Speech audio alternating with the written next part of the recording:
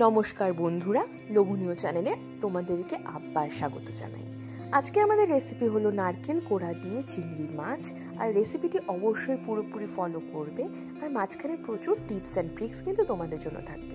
রেসিপিটির credit totally আমি আমার বাবাকে দিতে চাই, এবং চলো বাবাকে ক্রেডিট দিয়ে আমি এবার আমার রেসিপিটি শুরু করি। প্রথমে কড়াই নিয়ে কড়াইয়ের মধ্যে একটু বেশি পরিমাণে সরিষার তেল দিয়ে নিলাম। এরপরে সরিষার তেল যখন একদম গরম হয়ে যাবে তখন তার মধ্যে চিংড়ি মাছগুলোকে ছেড়ে দিলাম। এখানে একটা টিপস দিয়ে রাখি, চিংড়ি মাছগুলোতে কিন্তু আগের থেকে আমি কোনো হলুদ বা লবণ মাখাইনি। ভাজার সময় এখানে হলুদ বা লবণ মাখিয়ে নিতে হবে।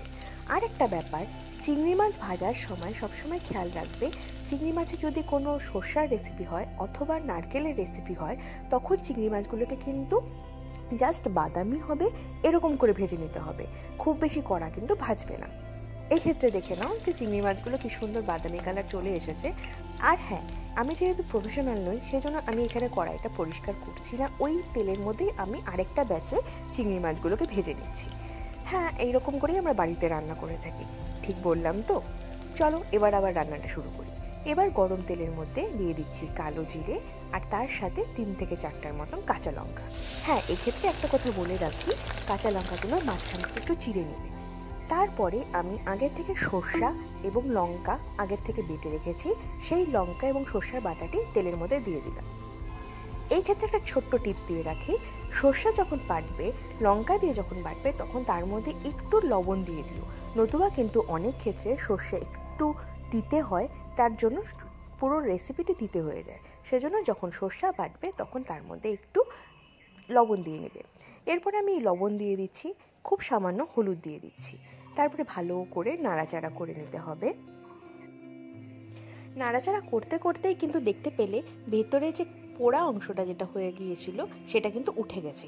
এদিকে আমি আগে থেকে নারকেল কুড়িয়ে রেখেছি, আসলে এটা নারকেল কোড়ানো না, নারকেলটাকে আমি মিক্সচারে বেটে নিয়েছি। এরপরে আমি 2 চামচের মতন নারকেল বাটা দিয়ে দিলাম।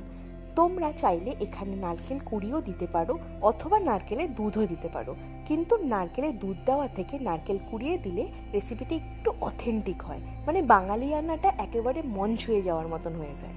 এরপরে যতটা তোমরা গ্রেভি চাচ্ছ ঠিক ততটা পরিমাণ জল এর মধ্যে দিয়ে দিতে হবে।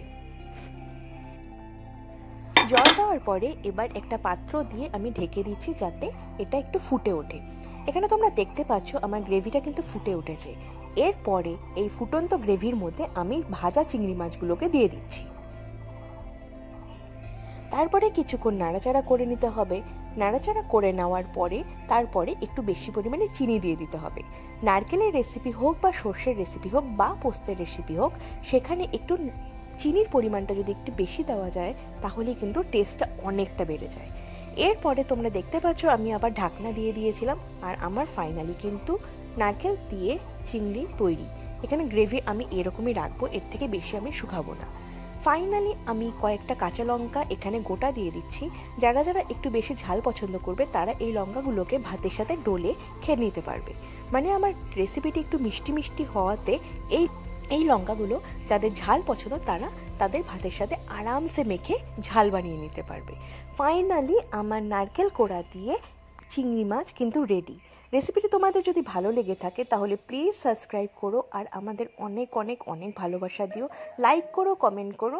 বাই, লোভনীয় চ্যানেলের সাথে থেকো।